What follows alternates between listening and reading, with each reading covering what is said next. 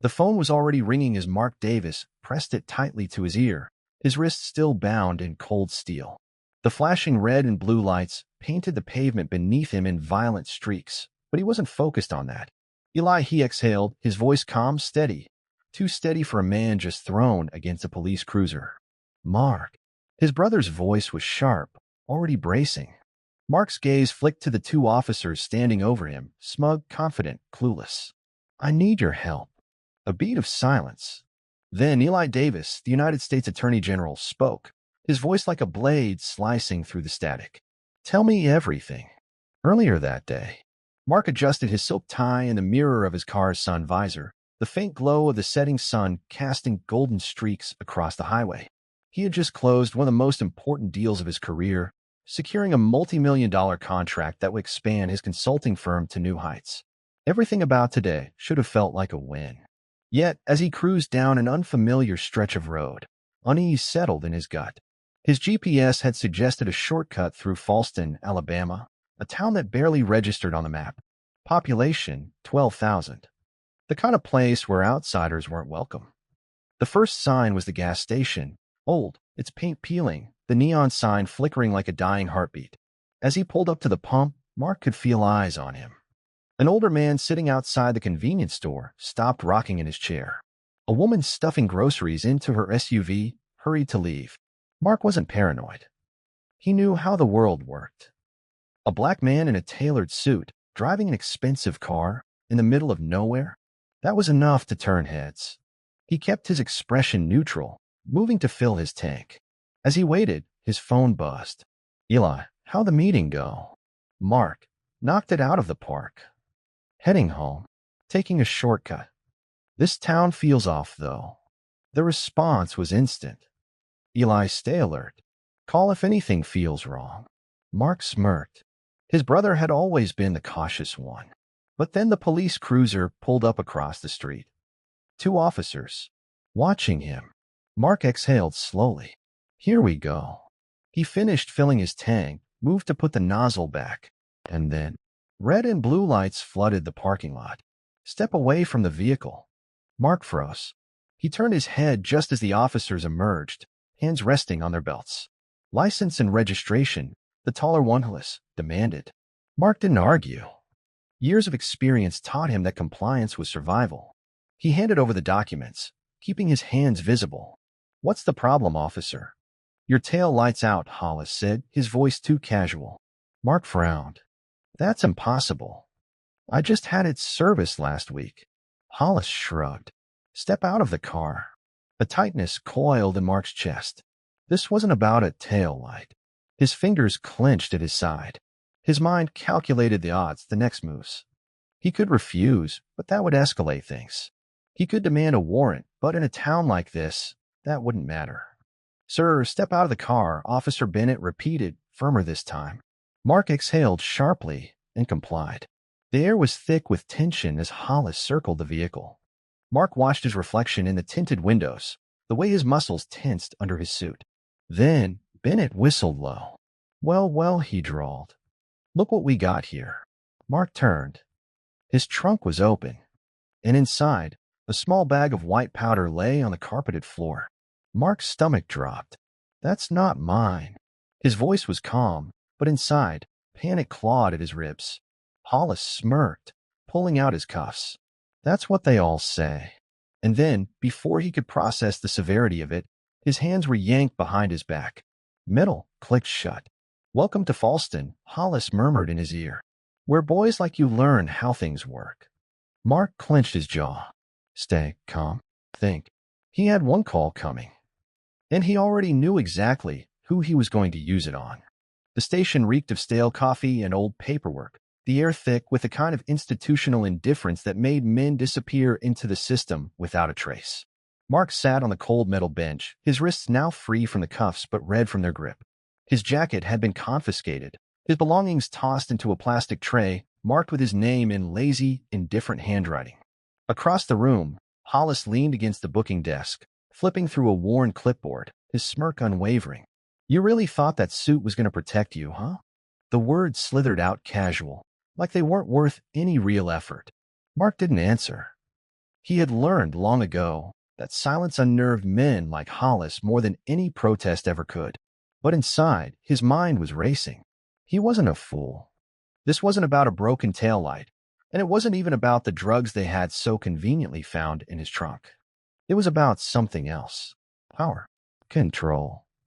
Falston was a town that thrived on its own unspoken rules, where the law wasn't written in books but whispered between officers at the end of a shift. This was a machine. And machines didn't stop just because someone knew they were caught in the gears. Mark glanced at the clock above the sergeant's desk. It had been 36 minutes since they brought him in. Still no phone call. Across the room, Bennett stood near the lockers, slipping a flask from his belt and tipping it back just enough for the burn to disappear before pocketing it again. They weren't even pretending to follow procedure. That, more than anything, told Mark everything he needed to know. They weren't worried, which meant they didn't know who was on the other end of that call. The door leading to the back offices creaked open, and a new figure stepped into the room. Sheriff Wayne Calloway. Heavyset, his gut pressing against the buttons of his uniform. A man who looked like he had been a permanent fixture in this town long before the badge was ever pinned to his chest.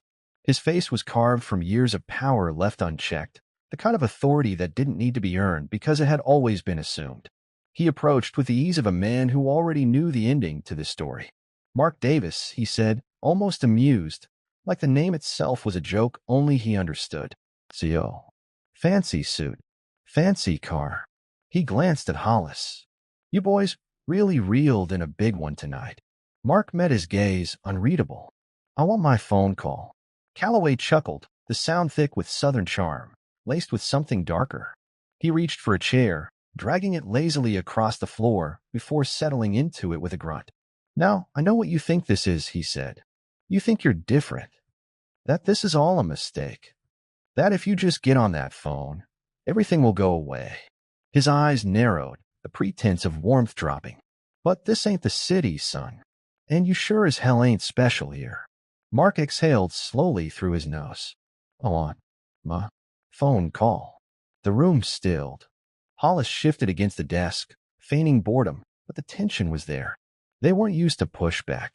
Calloway held Mark's gaze a moment longer, then leaned back, shaking his head with something that almost resembled pity. All right, then. Give the man his call. A younger officer, barely out of the academy by the look of him, hesitated before handing over the station's landline. Mark took it, fingers steady, dialing the number with practiced ease. The receiver felt heavy, like it carried more weight than it should. One ring, 2, 3. Then Eli answered. Mark, just his name. No pleasantries. No wasted words. Mark inhaled slowly. I need you to listen carefully. A pause. Then, where are you? Mark's eyes flicked to Calloway, who was watching him with the interest of a man who didn't yet realize how badly he had miscalculated. Falston, Alabama. Local station. A longer pause this time. When Eli spoke again, his voice was sharp, controlled. What happened? Mark turned slightly, enough that his voice carried, but his face remained unreadable. Routine traffic stop. They say they found something in my trunk. The shift in the room was subtle, but Mark caught it. The way Calloway's jaw ticked just slightly, the way Hollis straightened, the way Bennett's hand hovered near his belt.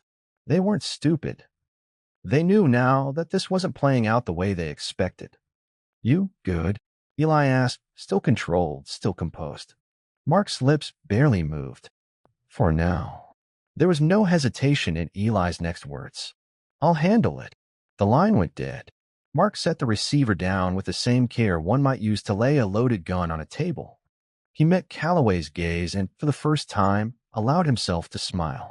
You just made a mistake, he said. Calloway studied him for a long moment, then stood with a slow stretch, rolling his shoulders like this was nothing more than a mild inconvenience. Funny, he said, his voice full of that same thick charm, that same poisoned civility. I was about to say the same thing. Then he turned, nodding to Hollis. Put him in holding. And just like that, the game changed. As they led him down the dimly lit corridor, Mark's mind was already moving 10 steps ahead. He had seen this play before. They would keep him in a cell, delay the paperwork, pretend he didn't exist for a few hours. Just long enough for something to go wrong. Just long enough for them to find a way to make this all disappear before anyone could come looking. But they had underestimated him. And worse, they had underestimated his brother. As the bars slid shut behind him, Mark sat back against the cold wall, exhaling slowly. He wouldn't have to wait long. Falston's machine was running exactly as designed. But machines only worked when the wrong man wasn't caught in their gears. Mark sat on a hard metal bench, back pressed against the cinderblock wall of the holding cell. The fluorescent light above him buzzed softly, casting a sickly yellow glow over the cramped space. Across from him, another man sat slumped in the corner, his clothes wrinkled, his face marked with exhaustion. He hadn't said a word since Mark had been thrown in here, just stared at the floor with the kind of resignation that came from knowing the system wasn't built for him. The station beyond the bars hummed with the usual late-night routine. Phones ringing, boots clicking against the tile, the occasional burst of laughter from the front desk. But underneath it all, there was something else. A tension. The kind that came when men realized they had miscalculated. They weren't sure who they had in their custody yet. Mark rolled his shoulders, flexing his fingers to keep the circulation moving. He wasn't worried. Not really. The moment Eli got involved, this entire station would start to unravel. Still, he knew better than to relax. Power didn't surrender without a fight. Outside the cell, Hollis strolled past, stopping just long enough to glance inside. He leaned against the bars, keys jingling at his hip, his smirk as confident as ever. Enjoying the accommodations? Mark didn't bother responding. He'd seen men like Hollis before. He fed off reactions, off the idea that he could control someone else's fate with nothing more than a smirk and a badge. When Mark stayed silent, Hollis clicked his tongue. You really think your little phone call's going to change anything? He shook his head, almost amused. This town's been running the same way for decades. One suit in a holding cell ain't going to change that. Mark finally looked at him, his expression unreadable. You sound nervous. Hollis' smirk faltered for just a fraction of a second, but it was enough. He pushed off the bars with a scoff and walked off. Mark exhaled slowly, settling in. It wouldn't be long now. In the main office, Sheriff Calloway stood behind his desk, staring down at his phone. The call from earlier was still echoing in his head. Eli Davis. Even the name made his stomach tighten. He had spent years running his town exactly the way he wanted.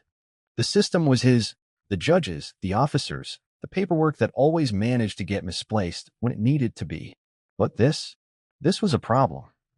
Calloway turned to Bennett, who was watching him from across the room. You get anything on him? Bennett shook his head. Nothing that explains why the hell the Attorney General's interested in him. That was the part that didn't sit right. Men like Mark Davis weren't supposed to have that kind of pull. Wealth? Sure. Business connections? Maybe. But federal power? That was different. That was dangerous. Calloway exhaled sharply, rubbing his temples. He needed time. Time to figure out how to contain this before it became something. Outside, through the station's front windows, he caught sight of headlights cutting through the dark. More cars. A bad feeling settled in his gut. Back in the holding cell, Mark lifted his head as a set of hurried footsteps approached. A new officer, young, barely older than 20, came to a stop outside the bars, his face pale. They're here, he muttered, glancing over his shoulder. Mark didn't need to ask who. The sound of a car door slamming shut echoed through the station, followed by the distinct, sharp click of dressed shoes against pavement. A moment later, the front doors swung open. The entire station seemed to freeze. Eli Davis didn't need to raise his voice. He didn't need to announce his authority. The weight of his presence did that for him. He was dressed in a dark suit, his posture impeccable, his expression unreadable. Behind him, 2 men from the DOJ flanked either side, their silence more threatening than any weapon. Eli's gaze swept the room once, slow, deliberate.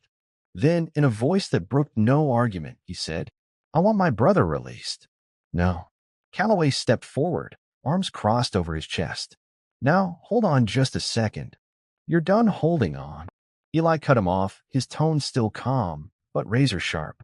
You have exactly 5 minutes to explain why you arrested Mark Davis without cause, or I start making calls. The threat wasn't spoken outright, but it hung in the air, pressing down on every man in that room. Mark watched from behind the bars as Calloway's jaw clenched. He was scrambling now, trying to find an angle, trying to salvage whatever power he thought he had left. Hollis shifted uncomfortably near the desk, no longer smirking. Bennett had gone stiff, his eyes darting between the men in suits like he was waiting for orders. For the first time since his arrest, Mark allowed himself to relax just slightly. The machine was breaking. Calloway straightened his shoulders, lifting his chin. We found narcotics in his vehicle. That gives us every right to hold him. Eli didn't blink. Your officers searched his car without probable cause, and let me guess, your body cameras weren't working? Silence. Eli's lips barely curved in a humorless smile. That's what I thought. He turned slightly, nodding toward one of the DOJ agents. Contact Judge Whitmore. Let's get a federal review of the station's arrest patterns, asset seizures, and conviction records. I want to see exactly how many traffic stops have turned into felony charges over the past 5 years. Calloway's face drained of color. Wait a minute. You waited long enough, Eli said flatly. Now you're going to answer for it. Behind the desk, a sergeant quietly stepped back, disappearing into an office. He wasn't sticking around for whatever fallout was about to come. Calloway took a slow breath. I can let him go. His voice was tight, forced. If that's what you want. Eli's expression didn't change. That's not a favor. That's you trying to save yourself. A heavy pause. Then, release him. Hollis didn't argue. He moved to the holding cell, fumbling slightly with the keys before unlocking the door. Mark stepped out, adjusting his sleeves as though he had just spent the evening in a hotel lobby rather than a jail cell. He met Eli's gaze, gave a slight nod. Shall we? Eli turned without another word, leading the way out. Mark didn't look back, but as he stepped through the doors of the Falston Police Department, he knew one thing for certain. This wasn't over. Not by a long shot. And by the time Eli was done, Falston would never be the same again. The night air outside the Falston Police Department was thick with humidity, the kind that clung to the skin and made the silence between Mark and Eli feel even heavier. The DOJ vehicles idled at the curb, their dark windows reflecting the dull glow of the streetlights. Mark adjusted his cufflinks, rolling his shoulders to work out the tension from sitting in that cell. He wasn't rattled, not yet, but there was something about the way Eli had stormed into that station that made him realize just how deep this situation ran. Eli didn't speak right away. He was never one to react emotionally, but Mark could feel the weight in his posture, the controlled precision of every movement. His older brother had spent years navigating the corridors of power, learning exactly how to dismantle men like Calloway without ever raising his voice. But even Eli, for all his patience, had looked ready to end someone back in that station. The door of one of the black SUVs opened, and a DOJ agent, Wallace, Mark thought his name was, stepped out. He was tall, built like a man who'd spent a lifetime in military briefings, his face unreadable under the glow of the streetlights. He extended a folder toward Eli, his voice clipped and professional. Sir, we ran a preliminary check on Falston's arrest records. You're going to want to see this. Eli took the folder without a word, flipping it open with the ease of someone who had read far worse things in his lifetime. Mark watched as his brother's expression darkened, his jaw tightening ever so slightly. That alone told him enough. How bad? Mark asked, his voice low. Eli didn't answer right away. He turned a page, scanning the neatly typed reports, his eyes sharp. Finally, he exhaled through his nose. Systematic, he said. Targeted. Mark didn't need further explanation. He knew exactly what that meant. Falston wasn't just running an operation based on random traffic stops or small-town corruption. This was methodical, a calculated machine built to exploit specific kinds of people. He took a step closer, peering over Eli's shoulder at the numbers. The patterns were obvious once you knew what to look for. Arrests disproportionately affecting out-of-town businessmen, people driving through at night, minorities with expensive cars. Property seizures disguised as evidence holds, convictions that never quite made it to trial before defendants mysteriously changed their pleas. Jesus, Mark muttered. This is bigger than just me. Eli snapped the folder shut. It always was. Wallace crossed his arms, shifting his weight slightly. Sir, we're already moving forward with federal review. The problem is, this town isn't operating alone. He nodded toward the folder. We found connections to 3 other counties in the state, all running the same playbook. Same judges, same defense attorneys, same private contractors handling the prison transports. And from what we can tell, It's all feeding into the same for-profit prison system. Mark glanced at Eli. His brother's expression didn't change, but there was something new in his posture now, an edge, a quiet fury kept on a tight leash. This isn't just about bad cops, Mark said, processing the information. This is a business. Wallace nodded. A profitable one. A pause stretched between them, heavy with implications. Mark had been through enough boardroom negotiations to recognize when the stakes had shifted. He hadn't just been pulled over by a couple of corrupt officers looking for an easy mark. He had walked straight into a machine, one designed to generate revenue off the backs of innocent people. And that machine had no idea it had chosen the wrong target this time. Eli finally turned to Wallace, his voice quiet but firm. I want full access to every financial record tied to Falston PD. Any payments, any property seizures, every contract they've signed with private corrections companies. Wallace nodded. Already in motion. Eli looked back at Mark. His expression wasn't quite a question, but it wasn't a command either. It was a choice. A moment for Mark to decide whether he wanted to walk away now or see this through to the end. But Mark wasn't about to walk away. He straightened his tie, adjusting his jacket with a practiced motion. Where do we start? Eli's lips twitched in something that might have been amusement if the situation weren't so dire. We start, he said, with making their worst nightmare a reality. Back inside the police station, Calloway was pacing. He felt the shift in air. It was that moment before a storm, the kind where the sky turns a little too still, where everything feels wrong. Hollis and Bennett were quiet, each man pretending to focus on his own task, but Calloway could see it in their eyes. The unease. The slow realization that they had underestimated exactly what kind of problem they were dealing with. You're sure about the records? Calloway asked, his voice low. Hollis nodded. They won't find anything in-house. We've had those scrubbed for months. Calloway exhaled sharply. That was something, at least. But he wasn't stupid. If the Attorney General himself was involved, that meant this wasn't just going to be about what they could or couldn't hide in their own department. It was about the network. And if someone started digging into the real financials, the ones kept off the books, the ones that tracked the real numbers, then it was only a matter of time before everything unraveled. Sir, Bennett said suddenly, looking up from his desk. You need to see this. Calloway stepped forward, scanning the screen over Bennett's shoulder. His stomach turned. It was a federal warrant request. They were moving fast.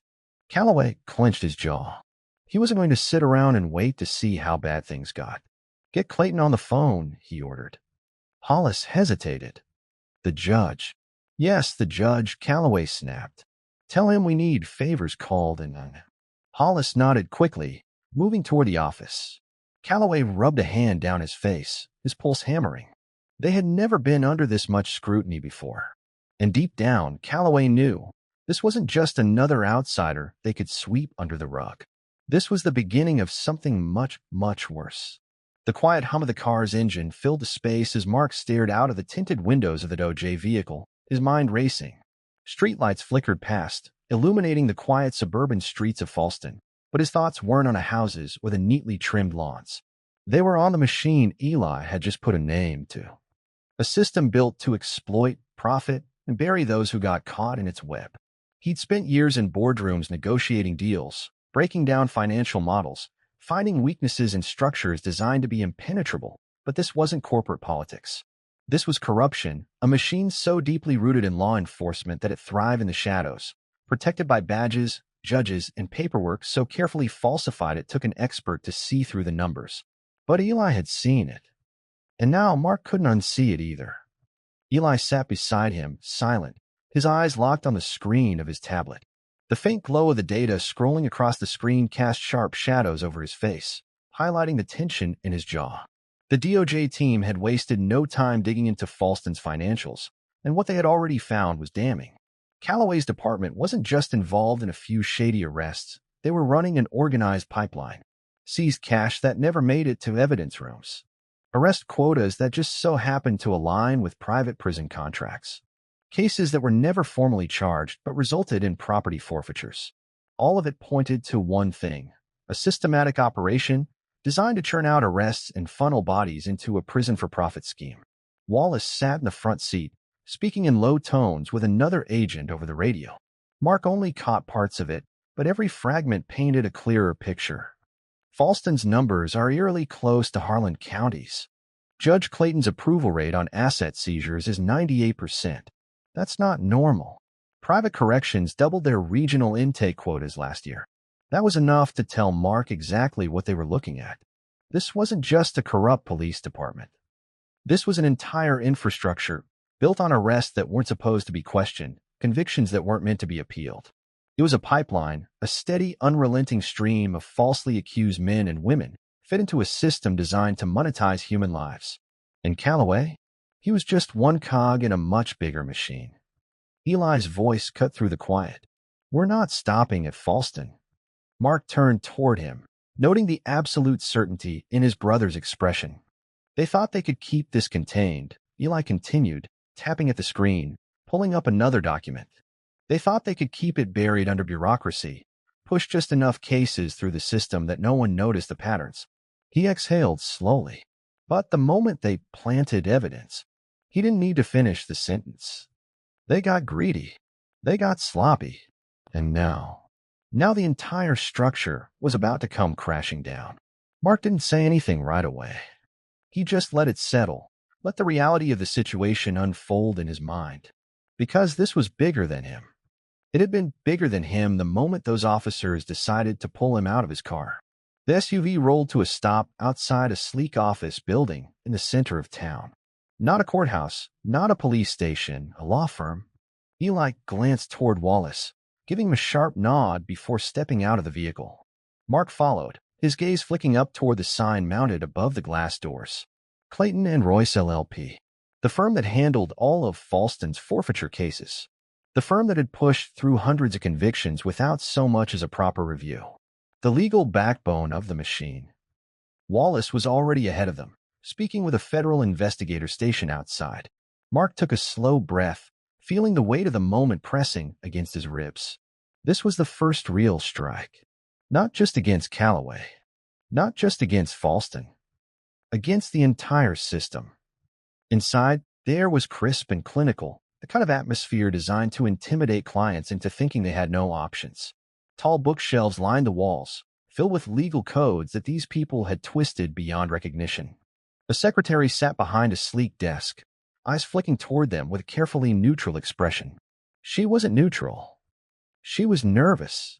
Eli didn't waste time. He stepped forward, pulling his badge from his coat. Attorney General's office, he said, voice clipped, professional. We're here to see William Clayton. The woman swallowed. Mr. Clayton is busy. Eli finished for her. I'm sure. You should let him know we have a federal warrant with his name on it. The color drained from her face. She hesitated for only a moment before nodding and reaching for the phone. Mark let his gaze roam across the lobby. Too perfect. Too pristine. This place didn't look like a law firm handling small-town misdemeanors. It looked like a corporate headquarters. Which made sense. They weren't running a law firm. They were running an operation. Minutes later, the doors to the main conference room opened, and William Clayton stepped out. He was older than Mark expected, late 50s, maybe, but his sharp eyes and perfectly tailored suit gave him an air of control that said he was used to being the most powerful man in any given room. But not this room. Not anymore. His gaze flicked from Eli to Mark, then to Wallace. Then, for just a second, there was a twitch, a moment of calculation, of recognition. He knew exactly who they were. Eli wasted no time.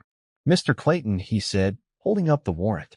You and your firm are now under federal investigation for conspiracy to violate civil rights, fraud, and obstruction of justice. Clayton's face barely changed. Just a slow, measured exhale. You're making a mistake, he said, voice even. Mark nearly laughed. A mistake? No. The mistake had been thinking they could frame him and get away with it. Wallace stepped forward, setting a thick folder on the table between them. We have records of every fraudulent case your firm pushed through the system, he said. Every asset forfeiture approved by Judge Clayton. Every illegally obtained piece of evidence you helped justify. Clayton didn't flinch. None of that will hold up in court. Mark let the silence stretch before answering. Then why, he asked, are you sweating? And for the first time since they entered the building, Clayton hesitated. A fraction of a second. Barely noticeable, but it was there. And Mark knew in that moment that the machine had just hit its first fatal flaw. It wasn't invincible. It was built on fear. And that fear, it was starting to crack. The silence in the room stretched, heavy and charged. William Clayton wasn't a man used to being on the defensive. His entire career had been built on control. Control over courtrooms, over defendants too afraid to fight back, over a justice system that rewarded those who played by the unspoken rules of power. But now, standing across from Mark Carter and United States Attorney General, that control was slipping through his fingers. Eli's expression remained unreadable as he slowly placed the federal warrant on the table. The edges of the paper curled slightly under the weight of the moment. Mark studied Clayton's reaction carefully. The way his fingers twitched against his suit jacket. The way his jaw clenched, ever so slightly, as his gaze flickered over the words conspiracy to violate civil rights and obstruction of justice. The walls he had so meticulously built around himself were beginning to show cracks. This wasn't just a raid. This was the end of an empire. Outside the conference room, the quiet hum of the law office had transformed into something else entirely. DOJ agents moved through the space with calculated precision, securing documents, seizing computers, speaking in hushed but firm tones to employees who suddenly realized their employer was at the center of a federal takedown. Eli didn't sit. He didn't have to.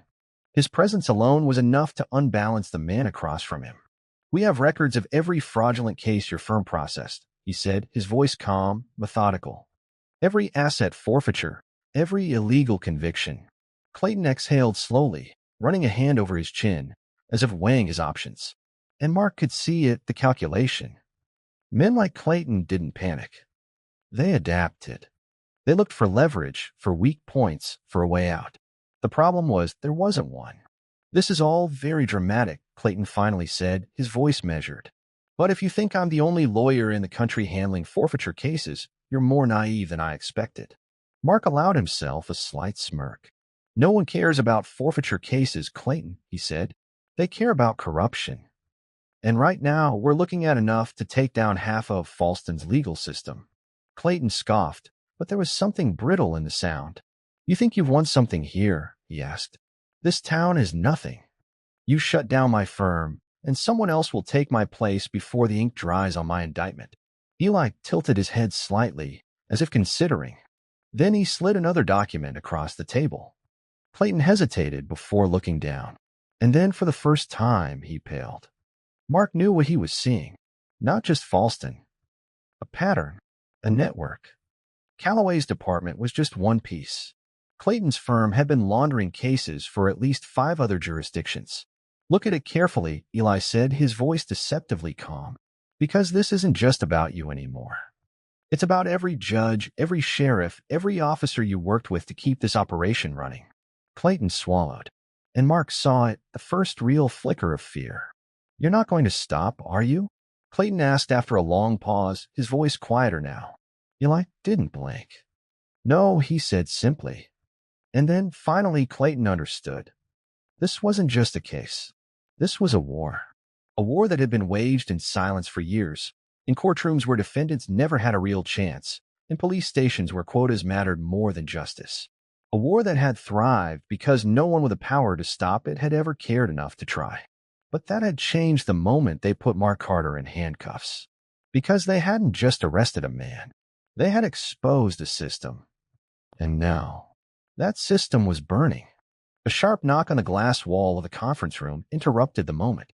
Wallace stepped inside, a thick folder in his hands. He didn't look at Clayton. His attention was focused solely on Eli. "Sir," he said, his voice low but urgent. "We just got confirmation. Judge Clayton wired $2.5 million offshore this morning." Mark felt the shift in the air before Clayton even spoke. "My son had a trust fund," Clayton said smoothly. "I moved the money for." Eli raised a hand, cutting him off. "No one moves that kind of money unless they know exactly what's coming." The room was silent. Clayton's jaw tightened. And that was when Mark knew they had him. The weight of inevitability settled over the conversation. Clayton wasn't walking away from this. He wasn't making a deal. He was drowning. And for the first time in his career, there was no one left to throw him a lifeline. Wallace placed the file in front of him. We're freezing every account tied to you and your firm. Your assets, your holdings, your real estate, it's all under federal seizure. Clayton exhaled through his nose, slow and controlled, but Mark saw the flicker of something in his eyes. Desperation. He was out of moves. The silence stretched. And then, finally, Clayton did the only thing he could do. He leaned back in his chair and nodded. "All right," he said. "Let's talk." The words were quiet, but they were a confession nonetheless. Mark exhaled slowly. One more piece of the machine had just fallen. But he knew the real fight was still ahead. The dim glow of fluorescent lights flickered against the cold, sterile walls of the interrogation room. The air was thick with unspoken tension, the kind that settled between men who knew that the next few words exchanged could alter the course of everything. William Clayton sat motionless, his posture rigid, his eyes fixed on the table in front of him. He had spent a lifetime controlling the game, and now he found himself on the wrong side of it. Mark Carter leaned against the wall, arms crossed, watching Clayton with quiet calculation. He had seen this moment before, when men with too much power and too many secrets finally realized that their influence had run out. The weight of their own decisions pressed down, and suddenly, they weren't the ones in control anymore. Eli Carter remained standing near the door, his presence a silent but undeniable force. He didn't need to say anything.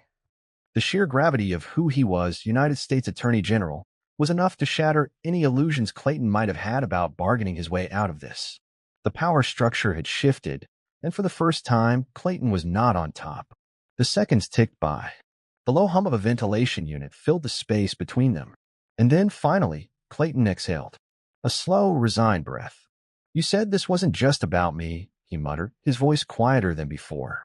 Mark pushed off the wall and stepped forward, placing a file on the table between them. "No, it's not. It's about everything." Clayton hesitated before reaching for the file. His fingers hovered over it for a moment, as if touching it would solidify the reality of his situation. Then, with a slight tremor in his hands, he flipped it open. Inside was everything. Years of case files, court transcripts, hidden transactions, a web of corruption so tightly woven that every name, every falsified conviction, every fabricated charge connected back to a single source. His firm had been the heart of it all, a legal operation designed to launder convictions, bury evidence, and ensure that the machine of injustice kept running uninterrupted. The blood drained from Clayton's face as he turned the pages. "This isn't just Falston," he muttered under his breath, his voice barely audible. "No," Eli confirmed. "It's nationwide." The words hit like a gunshot. Mark could see the shift in Clayton's demeanor. The slow unraveling of a man who had spent his entire career convincing himself that he was untouchable. He had believed the system would always protect him, that the power he wielded would never be turned against him. But now, the system was eating itself, and Clayton was just another casualty. He swallowed hard and looked up. "How much do you know?" Eli tilted his head slightly. "Everything." Clayton's fingers tapped against the edge of the folder. A nervous tick. His mind was working, calculating, trying to salvage something from the wreckage. "If I talk," he said carefully, "I want assurances." Eli didn't move. "You don't get to make demands." A flicker of frustration crossed Clayton's face. "You want the board, don't you?" Mark didn't blink. Neither did Eli. The board. A name whispered in the darkest corners of the justice system. An invisible force that operated above the law, pulling the strings of local courts, police departments, and entire correctional networks. Clayton had been a cog in the machine. The board was the machine. And if Clayton was willing to expose them, it meant he had seen the writing on the wall. "I have records," Clayton continued, his voice tight. "Directives, names, offshore accounts. You want to take them down? You'll need me." Eli stepped forward, resting both hands on the table, his presence looming over the man who once believed he was untouchable. "We don't need you," he said, his voice even. "We already have them." Clayton's mouth parted slightly, but he caught himself before the shock could fully register. Mark could see the internal battle playing out behind his eyes. The slow, dawning realization that this wasn't a negotiation, this was sentencing. They weren't here to cut a deal. They were here to bury him. Clayton's jaw clenched. His fingers curled into a fist. And then, in a voice barely above a whisper, he said, "You don't know what you're up against." Eli leaned in just enough to meet his gaze. I think we do. Silence. For the first time in his life, William Clayton had no more moves left to play. The door opened behind them. Wallace stepped inside, a phone in his hand, his expression unreadable. He turned to Eli. We just intercepted a call from the board. Clayton's breath hitched. Mark watched as his carefully composed facade finally cracked. They had all the pieces now. And the board? They were running. The board had always operated in the shadows, untouchable, invisible, a force moving pieces behind the scenes without ever exposing itself. Its influence stretched across state lines, infiltrating law enforcement agencies, judicial appointments, and correctional facilities with a level of precision that made it nearly impossible to trace back to its source. But now they had made a mistake. They had left a trail. The intercepted call confirmed what Eli and Mark had suspected. The board knew they were exposed. The network they had spent decades building was beginning to crumble, and like any well-trained predators, they were trying to escape before the walls closed in. Clayton sat frozen at the interrogation table, his breath uneven. He had played his part in the system, believing that his power made him immune to consequences. But the fear in his eyes now, it was something different. He understood what was coming, because the board didn't tolerate weakness, and Clayton was now the weakest link. Mark didn't need to say anything. He simply studied the man across the table, watching the realization settle in. Clayton wasn't afraid of going to prison. He was afraid of what happened before he got there. Eli took the phone from Wallace, listening carefully to the scrambled voice recording. The connection was spotty, as if the caller knew they were being monitored and had attempted to cover their tracks. But one phrase stood out. Initiate Protocol 0. Mark's stomach tightened. He had heard those words before. Buried deep in one of the case files from Falston, there had been mentions of unexplained disappearances, individuals who had come too close to the truth, only to vanish without a trace. A whistleblower who was found dead in a motel room. A journalist whose car had gone off a bridge. No witnesses. No explanations. Just silence. Protocol 0 wasn't about damage control. It was about elimination. And now, it had been activated. Eli's expression didn't change as he handed the phone back to Wallace, but Mark could see the calculation behind his brother's eyes. The gears turning. The silent assessment of what needed to be done next. They were no longer just dealing with corrupt officials or dirty cops. They were dealing with a machine designed to erase problems before they became threats. And they had just been labeled a problem. Mark exhaled slowly, stepping away from the table. We need to move. Eli nodded. Agreed. Get our people ready. Wallace was already pulling out his phone, relaying instructions to the federal team outside. Every agent, every digital analyst, every investigator working on this case needed to be put on high alert. Because if the board was initiating Protocol 0, it meant they weren't just trying to escape. They were preparing to strike back. Clayton's voice was barely above a whisper. You don't understand. If they think I talked. Mark turned, his patience wearing thin. They already know you talked. Clayton swallowed hard. His hands trembled as he rubbed them together, his confidence now completely shattered. Then you need to protect me. Mark studied him for a long moment. He was watching a man drown in the consequences of his own actions, and for the briefest second, he almost felt pity. Almost.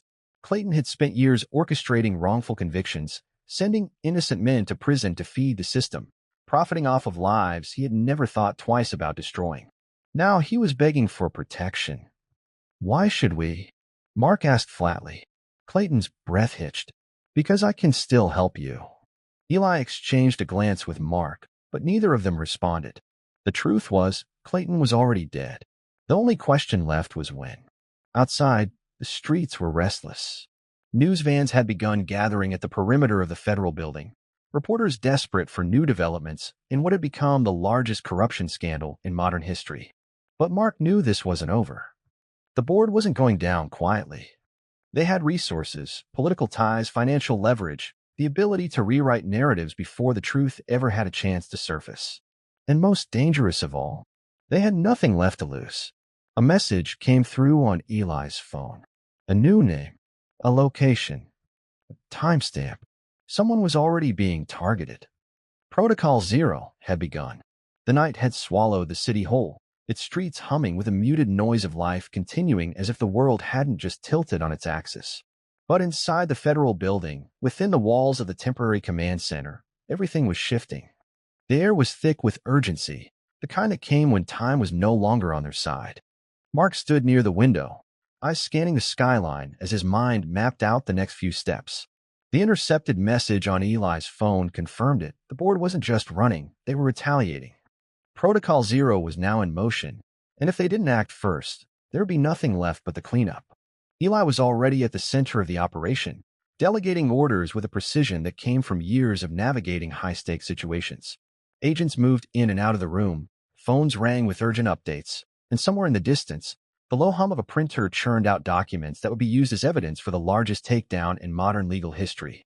But Mark wasn't focused on that. He was focused on the list. A single page. 10 names. 10 targets. People the board had deemed expendable. Some were whistleblowers. Some were law enforcement officials who begun asking the wrong questions. Others, they were simply loose ends. And one of those names was sitting just down the hall in a secured holding cell. Clayton, the man who had orchestrated years of wrongful convictions, who had built a legal empire off the backs of innocent lives, was now nothing more than a liability. A pawn discarded the moment he was no longer useful. Mark exhaled sharply, pushing away from the window. They are moving fast. Eli nodded, not looking up from his phone. They have to. They know once this hits the public, once we have the full scope of their operation, there's no coming back. Mark dragged a hand down his face, frustration simmering beneath his skin. They've had years to perfect this. They know exactly how to cover their tracks. Eli finally looked up. Then we make sure there's nothing left to cover. The next few hours were a blur of movement. The federal team was mobilizing faster than ever, every available asset being put into play. Safe houses were being arranged for high-risk targets, surveillance operations were shifting focus, and the cybersecurity division was working overtime to intercept communications before the board could wipe their existence clean. But it wasn't enough, because the board didn't operate within the standard rules of engagement. They were a system unto themselves, designed to adapt, to evolve, to survive. And Mark knew what happened when people got desperate. They got reckless. A sharp knock at the door broke through the noise of the command center. An agent stepped in, face unreadable. "We have a problem." Eli straightened. "What kind of problem?" The agent hesitated, then handed over a file. "One of the names on the list. He's already gone." Mark's chest tightened. "Who?" The agent swallowed. "Jackson." The room went silent. Mark felt the weight of the name settle in his chest. Marcus Jackson, the undercover agent who had risked everything to expose the corruption within Falston's law enforcement system. He had been inside for months. He had lived among the rot, documented every illegal move, and helped bring down the first domino. And now he was dead. Mark didn't realize he had clenched his fists until his nails dug into his palm. "Tell me it wasn't an accident." The agent hesitated. "We don't have confirmation yet, but the way it happened, the timing." "It wasn't an accident," Eli finished, voice cold. Mark exhaled sharply, anger seeping into his bones. Jackson had been one of the good ones. He had put his life on the line believing that the system could still be saved. And now, the board had made him an example. But what they didn't understand, what they had failed to realize, was that this wasn't going to scare them into backing off. This was war. Eli tossed the file onto the table. "We need to move faster. The longer we wait, the more names will be crossing off that list." Mark nodded, jaw tightening. "Then let's end this." Because the board had made one fatal mistake. They thought they could control the game. But they had just handed the Carter brothers every reason they needed to burn their empire to the ground.